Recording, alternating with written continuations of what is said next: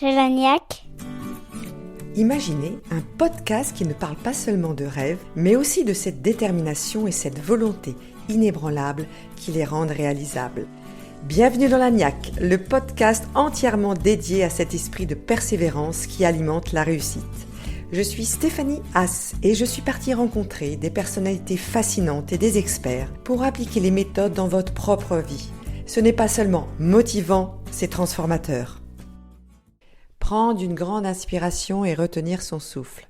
Vous avez déjà essayé ? Mais retenir son souffle, plonger dans les profondeurs. Alors, quand je tombe sur cette phrase, l'apnée c'est de l'introspection, ma curiosité m'incite à contacter le champion Stéphane Toureau. Stéphane est un apnéiste professionnel, né au bord de l'eau entre lac et montagne à Thonon-les-Bains. Il découvre l'apnée à 10 ans et pour lui, c'est une véritable révélation. Il découvre la compétition en 2007 et en 2016 devient vice-champion du monde d'apnée avec 103 mètres de profondeur en poids constant. Il décide alors de vivre de son sport. Des années et des années d'entraînement, de remise en question, d'apprentissage sur soi, de persévérance, de gestion des émotions. Ce besoin constant de liberté et de découverte de soi dans l'élément le plus puissant qui soit l'eau, l'ont amené là aussi naturellement à s'engager pour la protection de l'environnement marin. Alors, si ces thèmes vous interpellent, lâcher prise, confiance en soi, alignement, concentration, prenez une grande inspiration et plongeons ensemble avec Stéphane Toureau dans les profondeurs.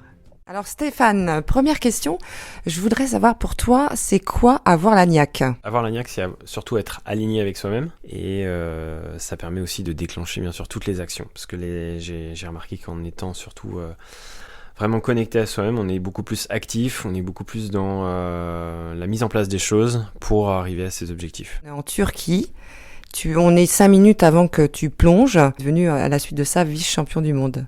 Donc ça a été pour moi une vraie surprise et je pense que ça a été le début de ma carrière, parce que derrière ça a déclenché bien sûr plein d'autres choses.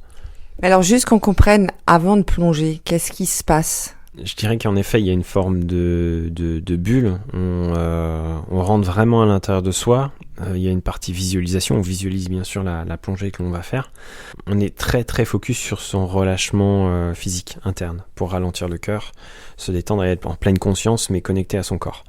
Et une fois qu'on est dans l'eau, de toute façon tout est programmé, que ce soit sur l'équipement, les derniers petits détails, quand on met la longe de sécurité sur la ligne, quand on met le pince-nez, après on est vraiment concentré sur sa respiration, son relâchement dans les dernières minutes jusqu'à prendre la dernière inspiration. Comment tu as découvert l'apnée ? Alors moi j'ai découvert la mer d'abord avec mes parents entre l'Espagne et la Corse. C'est vraiment en Corse où j'ai pu me rendre compte de ce qu'était l'apnée en fait, à m'immerger dans 2-3 mètres d'eau, à commencer à ressentir cette addiction, cette sensation incroyable que je ressentais au fond. Et c'était vraiment libérateur et en même temps très très très addictif, et je me rendais pas compte qu'en fait c'était je commençais ma thérapie parce que j'étais quelqu'un qui avait des gros problèmes de troubles de la concentration, et l'apnée en fait me ressourçait, me permettait de me retrouver, et finalement c'est vraiment vers l'adolescence, vers 16 ans, que j'ai commencé à aller dans les lacs et à m'entraîner un peu plus, cette fois-ci proche de la maison. J'ai franchi les étapes les unes après les autres progressivement. D'abord la compétition en 2007, première compétition piscine, après en 2009 la profondeur, et c'est vraiment à partir de 2011, sur ma première sélection en équipe de France, que là j'ai commencé à entrevoir une porte professionnelle et à me dire que c'était possible et qu'il fallait s'accrocher, puisque le sport était en plein boom, en plein développement, donc il n'y avait pas de raison que ça passe pas. Et maintenant... Et alors du coup, qu'est-ce qu'il faut apprendre pour devenir professionnel en plongée ? Alors je pense que c'est pas forcément des compétences physiques, si évidemment, mais elles se construisent. C'est surtout la passion et l'envie et l'amour de ce que l'on fait. Je pense que quand on est passionné, vraiment passionné par un sport, on progresse, on évolue. Je dirais c'est vraiment ça, c'est vraiment la passion, l'envie et la détermination, et puis après surtout le développement personnel et tout ce que ça apporte autour. Cette capacité à avoir la volonté de se relâcher, de gérer ses émotions, de lâcher prise par rapport à la performance, à l'engagement, de pas aller chercher la perf max systématiquement, parce que là on va se mettre des bâtons dans les roues. Donc c'est un sport qui est entre guillemets cruel, parce qu'il nous oblige, quand on a envie, comme dans d'autres sports, de pousser la machine, à au contraire faire une marche arrière et laisser la marge de sécurité devant, afin d'avoir une marge suffisante devant pour pouvoir progresser. Et c'est dans cette confiance-là qu'on arrive à progresser et à évoluer très vite. Alors, tu parles de développement personnel, justement. Déjà par la méditation, la respiration, pour arriver à calmer le corps, ralentir le cœur de manière volontaire, ce qui permet en fait d'apaiser le mental, d'apaiser l'hyperactivité mentale, toutes les pensées qui nous traversent, pour pouvoir être dans le moment présent. L'objectif est vraiment d'ancrer l'instant présent à travers nos 5 sens, la vue, l'ouïe, l'odorat, le toucher. Bon là, l'odorat dans l'eau, c'est un peu plus compliqué. Le cœur de l'apnée, c'est la pleine conscience, la pleine présence, la pleine capacité à vivre les choses dans l'instant présent. Alors j'ai une autre question, on dit aussi sur l'apnée que ce qui peut être dangereux, enfin comme tous les sports, c'est quand on remonte. Les moments les plus difficiles en apnée, évidemment, c'est la fin, parce que c'est là où l'envie de respirer est assez forte, c'est là où l'oxygène commence à descendre, même s'il y en a toujours, il y a toujours du transport. Et donc c'est là aussi où il faut arriver à garder son calme, parce que ça fait partie de l'apnée, puis c'est avec l'entraînement qu'on arrive à augmenter cette zone de tolérance. Si derrière on pousse une apnée, on va à la syncope, à la perte de connaissance momentanée. C'est la mise en veille du système. C'est comme un ordinateur, en fait, il a une mise en veille avant la fin de la batterie. Il y a toujours un peu de batterie dans l'ordinateur avant qu'il s'éteigne. Et donc la batterie de secours, faut pas y rentrer dedans, donc c'est pour ça que le corps nous met en veille, et c'est là où il faut pas être dans l'eau. C'est pour ça qu'on a toujours du monde autour à la fin de nos apnées pour nous faire la sécurité en cas de problème, pour pouvoir nous remonter à la surface s'il y a une perte de conscience. Mais l'objectif est de ne jamais rentrer dans cette perte de conscience, parce que sinon on fatigue la batterie et on perd le moral, on perd la confiance, et c'est ce qui peut aussi ralentir une progression. Et on revient sur ta préparation, tu parlais de préparation mentale, donc il est sûr qu'après ça sert dans la vie de tous les jours. Du coup, c'est quoi la préparation mentale ? C'est que la méditation ? Tu dis que tu as été accompagné par un préparateur mental. En fait, un préparateur mental, c'est quelqu'un qui va aiguiller. Il y a un truc qui est commun à tous les liens du développement personnel et de la conscience, c'est la conscience, c'est l'instant présent. À partir du moment où on est en conscience, on développe notre intuition, parce que toutes nos expériences vécues, multipliées ou additionnées à notre capacité d'être pleinement concentré sur ce qui se passe autour de nous, nous fait développer l'intuition. Notre intuition, c'est notre capacité à être concentré dans l'instant. Donc c'est la capacité adaptative, c'est la capacité aussi de créativité. La créativité, elle passe aussi par la concentration, d'être pleinement dans ce que l'on fait. Aimer, c'est quoi ? Aimer, c'est être en pleine présence. À partir du moment où on est en pleine présence dans ce que l'on fait, on aime ce que l'on fait. Et en plus, on fait les bons choix. Parce que de manière intuitive, on va s'orienter plus rapidement. On va aussi se détacher de toutes les peurs et les conditionnements éducatifs, parce que les conditionnements éducatifs sont liés à nos croyances, à des mémoires, donc on va nourrir ça à travers la pensée. Mais plus on va cultiver l'état de présence, plus on va être capable de faire la différence entre nos expériences éducatives et ce qui nous correspond vraiment. Est-ce que tu as peur quand tu me plonges ? Alors je pense qu'il y a une différence entre le stress et la peur, parce qu'on peut être stressé en plongée. Par contre la peur, là elle peut... évidemment il y a toujours un petit peu de peur dans le stress, et toujours un peu de stress dans la peur. Je pense qu'elle aide à la concentration, mais dépasser un certain stade, la peur prend le pas sur la plongée, et là on peut faire des conneries. Et on peut se blesser, on peut augmenter la narcose, parce qu'en bas on est sujet à la l'ivresse des profondeurs qui est liée à l'azote, et donc ça peut augmenter évidemment les risques sur une plongée et engendrer une perte de connaissance, parce qu'on a trop consommé d'énergie, on n'est pas assez concentré, puis la narcose prend le pas sur le corps, et là tout part en vrille. Plus on va profond, et plus il faut être capable justement de se détacher du résultat. Il y a eu des plongées où j'étais en doute, et quand je commençais à nager, j'étais un peu moins concentré, mais j'étais suffisamment en confiance dans un coin de ma tête en me disant ouais mais tu l'as déjà fait 5 fois, c'est bon. Et j'y suis quand même allé. J'ai fait cette plongée au moment du virage. Le cœur s'est accéléré. Je sens les contractions qui tapent. Et là, je me dis, ça va être dur. Quand il y a le diaphragme qui tape, alors qu'on est à peine au demi-tour, je sais que ça allait être très compliqué. Donc, je me suis focalisé sur ma remontée. J'essayais de contrôler la narcose, mais elle prend le pas. C'est-à-dire que là, pour le coup, on contrôle rien, en fait. Et à un moment donné, on est en pilotage automatique et on nage. Et on n'a pas le contrôle. Même si on aimerait ralentir, notre corps lui dit « fonce !»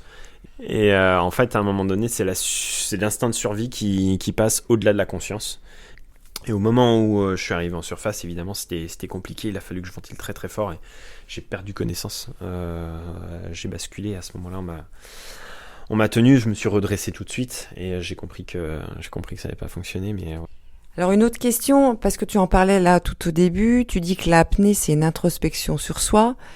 Du coup, c'est compatible avec la performance ? Ça, c'est un sujet que j'ai beaucoup gratté. Et en fait, j'ai compris une chose, c'est que le meilleur outil, l'outil le plus exigeant et le plus difficile qui soit à maîtriser, c'est la compétition. La compétition, pour moi, c'est l'exercice ultime pour pouvoir gérer ses émotions. Et c'est un test. C'est un examen sur notre capacité à gérer nos émotions. Et je le vois comme ça. Et pour moi, c'est une consécration de pouvoir réussir à plonger en compétition comme à l'entraînement. Mais c'est pas la médaille l'objectif. L'objectif, c'est d'évoluer sur soi. Et la médaille, elle va tomber d'elle-même parce que voilà, on a travaillé pour. Mais je pense qu'il faut dans le milieu de la compétition sportive, il faut peut-être pour certains revoir la façon d'approcher son sport. Parce que si on l'approche que par le résultat, la compétition et la performance, on se coupe complètement de nous-mêmes. C'est un cadeau qu'on s'offre, je pense, le fait d'évoluer sur soi, et la compétition, c'est juste un jeu pour retrouver tout le monde, s'amuser et valider le travail qui a été fourni. Ouais. Alors, est-ce que ça veut dire, Stéphane, que dans la vie de tous les jours, t'es hyper calme ? Enfin, t'es comme quand tu t'entraînes pour tes compétitions. Est-ce que ça a vraiment déteint sur ta vie personnelle ? Ou il y a des moments où Stéphane ne gère pas ses émotions ? Comment ça se passe ? Alors moi, c'est sûr que pas gérer les émotions et partir en colère et autres, ça c'était ma spécialité. Et en effet, avec le temps, ça s'est vachement amélioré. J'ai réussi à gérer mes émotions beaucoup plus dans la vie de tous les jours. Et ça m'a énormément apaisé, et ça continue de le faire. Est-ce qu'il y a un exercice comme ça que tu pourrais conseiller pour que chacun s'entraîne ou commence à s'entraîner un peu sur la gestion de ses émotions ? Quand on est connecté à soi, à l'écoute de soi, les exercices sont simples, c'est de revenir dans l'instant présent. J'en reviens toujours à ça, mais c'est ressentir l'eau qui coule sur le visage quand on prend une douche. Plus on est dans l'instant présent, plus on est détaché de nos projections futures, parce que c'est ça qui crée le stress, c'est ça qui crée les peurs, c'est de se projeter dans un futur qui n'existe pas, lié à nos vécus, à nos expériences vécues. Donc c'est plutôt des pensées négatives, parce qu'on peut avoir des pensées positives dans le futur, mais généralement on brasse beaucoup de négatifs. Et pour nettoyer ça, on peut pas l'enlever. Le seul moyen, en fait, c'est juste d'être dans l'instant présent, pour être en mode intuitif, plus qu'en mode, on va dire, ruminage. Ce sport en particulier nécessite une introspection de soi. Est-ce qu'il y a d'autres sports pour toi où l'apnée, c'est vraiment une vraie découverte de soi ? Est-ce qu'il y a d'autres sports où l'apnée est vraiment le numéro 1 pour ça ? Alors, il y a tous les sports, je pense, ont leur part de ce côté-là. Je pense que l'apnée est quand même un sport ultime sur la gestion émotionnelle, parce qu'il faut qu'on maintienne ces niveaux d'état de présence le plus longtemps possible sur une performance qui peut durer entre 3 et 4 minutes, ce qui est relativement long. Et je pense que c'est cette démarche. Après, on a aussi le fait d'avoir le temps, parce qu'on a des carrières longues, les apnéistes, et on a le temps de réfléchir à tout ça. On n'a pas fini à 20 ans notre carrière. David Carrera a maintenant 48 ans, je crois, et il est à 130 mètres de profondeur. Donc il est 3e performance mondiale actuellement. Donc ça laisse des belles perspectives, en tout cas pour moi aussi. C'est quoi ton objectif ultime en termes de plongée ?